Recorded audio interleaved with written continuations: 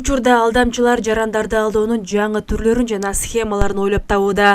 Мындай көрүнүштөр күн санап кучагын жайып, алданган адамдар көбөйүп жатат. Социалдык тармактарда жарнамалык компанияларга жамынып, элдин көңүлүн буруу үчүн мамлекеттик кызматкерлердин же элге белгилүү инсандардын видеолорун колдонушат.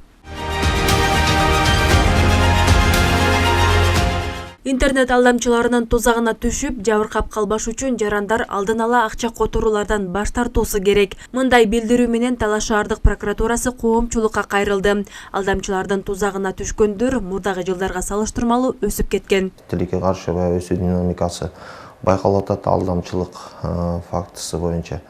Ал эми алдамчылыктын түрлөрү бул азыр заман өзгөрүп, технология өзгөргөндүктөн өзүңөргө белгилүү болгондой эле бул телефон фактысы менен телефон чалат.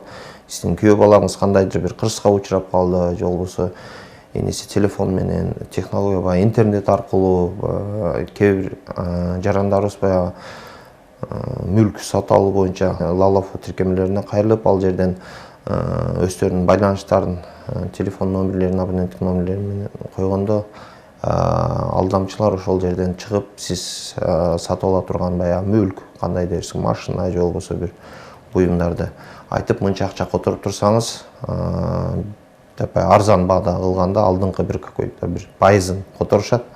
Андан кийин ошо менен жок болушат. Талаш шаарында көпчүлүк жарандар мүлк сатып алууда алданып калышкан. Алар алдын ала акча которууларды жасашкан. Маселен, 2022 жылы 31 алдамчылык фактысы катталса, 2023 жылы 9 фактыга көбөйүп, алдангандардын саны 40ка жеткен. Ал эми жыл башынан бери эле 6 алдамчылык фактысы катталып, баарынын бети ачылган.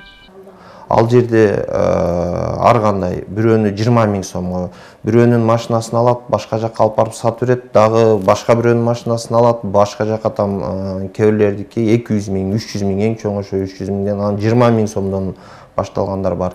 Бирөөлөрдүн баягы телефондорун алат, акчасын берем деп, телефондорду белек кылып башкаларга белек катарына берип, алардын ишеничине кирип, анан алардын акчаларын алат. Алдамчылыктын бетин ачуунун бирден бир дагы оорураак жагдайлары бар.